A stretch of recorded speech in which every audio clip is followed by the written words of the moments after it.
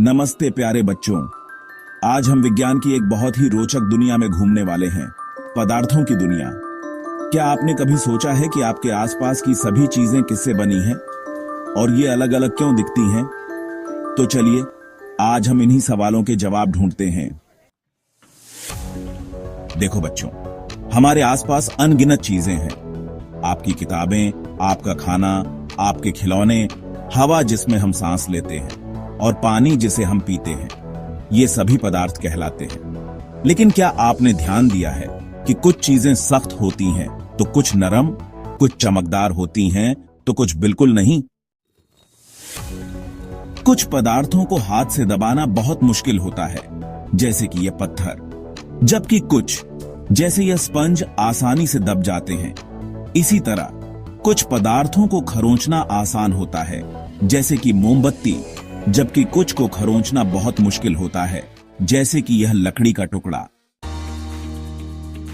तो बच्चों, जिन पदार्थों को आसानी से दबाया या खरोंचा जा सकता है उन्हें हम कोमल पदार्थ कहते हैं, और जिन पदार्थों को दबाना कठिन होता है उन्हें हम कठोर पदार्थ कहते हैं। सिर्फ इतना ही नहीं, पदार्थों में उनकी दिखावट के आधार पर भी कई अलग अलग गुण हो सकते हैं।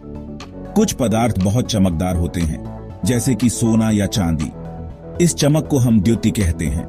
कुछ पदार्थ खुरदरे महसूस होते हैं, जैसे कि लकड़ी की सतह, जबकि कुछ बहुत चिकने होते हैं, जैसे कि कांच। अब सोचो बच्चों, किसी चीज को देखकर आप और क्या क्या बता सकते हो? जरूर, सबसे पहले आता है रंग। क्या पदार्थ लाल है, नीला है, हरा है या कोई और रंग का? फिर आता है आकार। क्या यह गोल है, लंबा है, छपटा है या इसका कोई अनियमित आकार है? जब हम किसी चीज को छूते हैं तो हमें उसकी बनावट का पता चलता है। क्या यह ठंडा है या गर्म, नरम है या सख्त? क्या यह चिपचिपा है? और हां, कुछ पदार्थों में गंध भी होती है। क्या इसमें कोई गंध है? अगर है तो वह कैसी है? तेज, हल्की, मीठी या तीखी? अब हम पदार्थों के एक और महत्वपूर्ण गुण के बारे में जानेंगे, विलेयता। इसका मतलब है कि क्या कोई पदार्थ पानी में घुल सकता है या नहीं। कुछ ठोस पदार्थ पानी में पूरी तरह से घुल जाते हैं और हमें दिखाई भी नहीं देते। ऐसे पदार्थों को हम विलेय पदार्थ कहते हैं। चीनी और नमक इसके बहुत अच्छे उदाहरण हैं। लेकिन कुछ ठोस पदार्थ ऐसे भी होते हैं जो पानी में नहीं घुलते, चाहे आप कितना भी मिला लें। इन्हें हम अविलेय पदार्थ कहते हैं। रेत, चाक पाउडर और लकड़ी का बुरादा इसके उदाहरण हैं। सिर्फ ठोस पदार्थ ही नहीं, द्रव भी पानी में घुल सकते हैं या नहीं घुल सकते।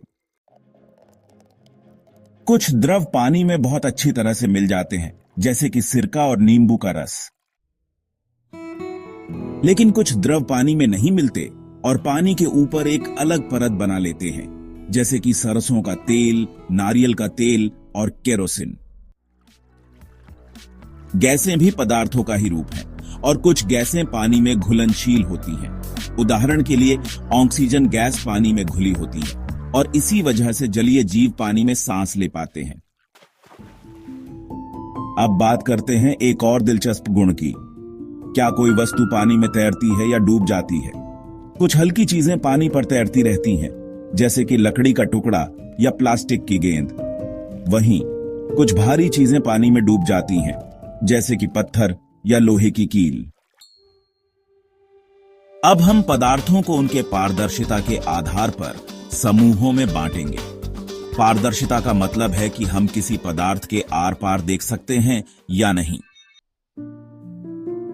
जिन पदार्थों से होकर हम वस्तुओं को बिल्कुल साफ साफ देख सकते हैं उन्हें पारदर्शी पदार्थ कहते हैं।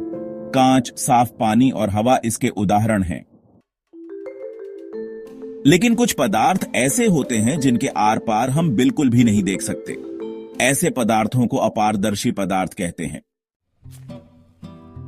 और कुछ पदार्थ ऐसे होते हैं जिनसे होकर हम वस्तुओं को देख तो सकते हैं, लेकिन साफ साफ नहीं, थोड़ा धुंधला दिखाई देता है। ऐसे पदार्थों को पारभासी पदार्थ कहते हैं। तो बच्चों, हमने देखा कि पदार्थों में कितने अलग अलग गुण होते हैं। अब सवाल यह है कि हमें पदार्थों को समूहों में बांटने या उनका समूहन करने की क्या जरूरत है। पदार्थों का समूहन करना बहुत जरूरी है, क्योंकि इससे हमें उन्हें आसानी से समझने और उनके गुणों का अध्ययन करने में मदद मिलती है। जब हम पदार्थों को उनके समान गुणों के आधार पर अलग अलग समूहों में रखते हैं, तो हमें उनके बारे में जानकारी आसानी से मिल जाती है। हम उनकी तुलना आसानी से कर सकते हैं। यह हमारे दैनिक जीवन में चीजों को व्यवस्थित रखने में मदद करता है। वैज्ञानिक अध्ययन में यह बहुत उपयोगी होता है। तो प्यारे बच्चों, आज हमने पदार्थों और उनके कई महत्वपूर्ण गुणों के बारे में सीखा। हमने देखा कि कैसे कुछ पदार्थ कोमल या कठोर होते हैं, कुछ में चमक होती है तो कुछ में नहीं। हमने विलेय और अविलेय पदार्थों के बारे में जाना, द्रवों और गैसों की पानी में घुलनशीलता के बारे में समझा, और यह भी देखा कि कैसे कुछ चीजें पानी में तैरती हैं और कुछ डूब जाती हैं। अंत में हमने पारदर्शिता के आधार पर पदार्थों को 3 समूहों में बांटा और पदार्थों के समूहन के फायदों को समझा। उम्मीद है आपको यह पाठ मजेदार और ज्ञानवर्धक लगा होगा। अगर आपके कोई सवाल हैं तो नीचे कमेंट में जरूर पूछें। मिलते हैं अगले विज्ञान के पाठ में। धन्यवाद। और हां बच्चों, अपने दोस्तों के साथ इस वीडियो को जरूर शेयर करें और सब्सक्राइब कर लें। धन्यवाद।